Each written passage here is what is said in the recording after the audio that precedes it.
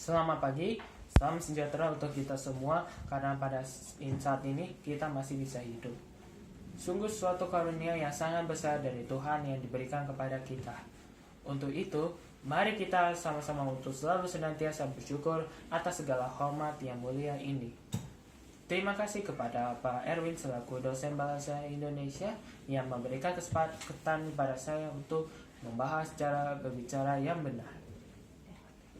Keterampilan bicara atau disebut juga retorika adalah seni tentang berbicara yang dimiliki oleh seseorang.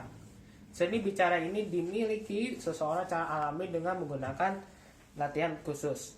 Keterampilan berbicara ini merupakan seni bicara yang disebut secara komunikasi yang dengan bahasa lisan meliputi proses penyampaian pikiran, ide, gagasan dengan tujuan melaporkan, menghibur atau menyajikan orang lain. Dalam proses penyampaian gagasan, ada beberapa hal yang perlu diperhatikan, antara lain pembicara, lawan bicara, lambang, pesan, masuk, gagasan, atau ide.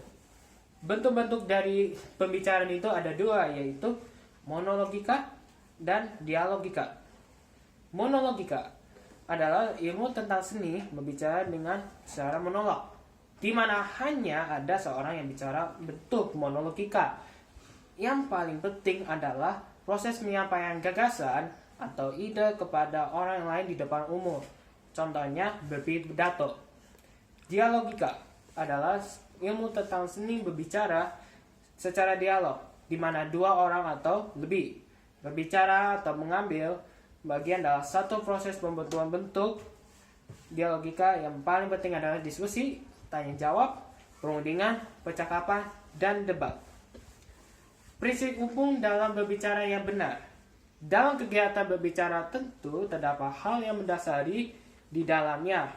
Terdapat beberapa prinsip pokok, antara membutuhkan paling sedikit dua orang, menggunakan bahasa yang dipahami bersamaan, mengakui atau menerima daerah referensi umum, merupakan proses tukar pikiran antar pelajaran, penyampaian gagasan dengan tujuan melaporkan, menghibur, dan menyaksikan seorang. Sarana dalam berbicara itu ada dua, yaitu mendengarkan. Mendengarkan adalah sikap yang paling penting dalam proses dialog dan diskusi. Setiap peserta dalam diskusi selalu berganti peranan antara bicara dan mendengar. Taktik-taktik retoris dalam uraian berikut. Ini akan dijelaskan sejumlah taktik yang dapat membantu untuk mencapai sasaran dan tujuan secara reflektif dalam proses komunikasi retorik. Afirmasi dari beberapa macam taktik. Ya, menurut taktik ini, pernyataan dirumuskan sedemikian rupa sehingga lawan bicara hanya dapat menjawab iya dan perlahan-lahan menuntut kepada kesimpulan akhir yang jelas atau mengejutkan yang harus diterima tanpa syarat.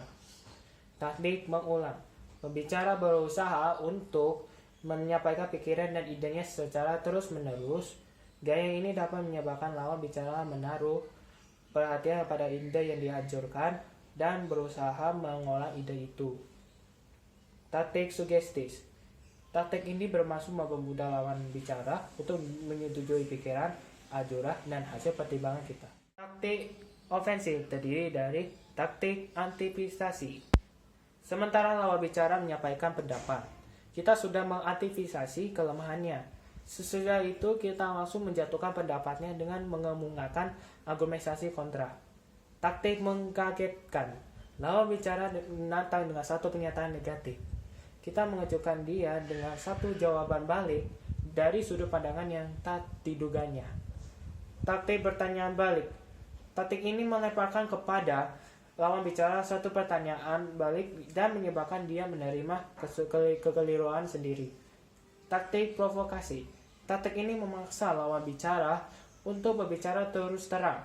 Ini adalah satu model pertanyaan agresif yang sering dipergunakan untuk para wartawan. Taktik mencakup. Taktik ini melihat argumentasi lawan dengan satu pengamatan yang mencakup dan lebih tinggi, sehingga dengan argumentasi itu sendiri dilemahkan dan tidak berlaku untuk dirinya sendiri. Taktik memotong. Taktik ini dipergunakan untuk mengontrol pembicara yang berbicara terlalu banyak. Pembicaranya dipotong dengan tiba-tiba dengan alasan untuk menyampaikan sesuatu yang penting. Mengasah keterampilan berbicara. Untuk bisa mendapat manfaat dari keterampilan berbicara, terdapat cara dan tips untuk meningkatkan skill tersebut. Antara lain, pertama, kembangkan bahasa Indonesia yang baik. Kedua, mengasah keahlian mendengar. Ketiga, bersifat kritis terhadap setiap sudut pandang seorang. Keempat, dalam keadaan emosional dengan paksakan untuk mengutamakan pendapat. Dan kelima, memiliki teman belajar bersama seperti organisasi atau komunitas. Pembahasan singkat mengenai cara bicara yang benar. Semoga pembahasan ini bermanfaat. Mohon maaf bila ada salah kata dalam pembahasan ini. Terima kasih kepada Pak Erwin selaku dosen bahasa Indonesia yang telah memberikan kesempatan pada saya. Terima kasih kepada teman-teman semua.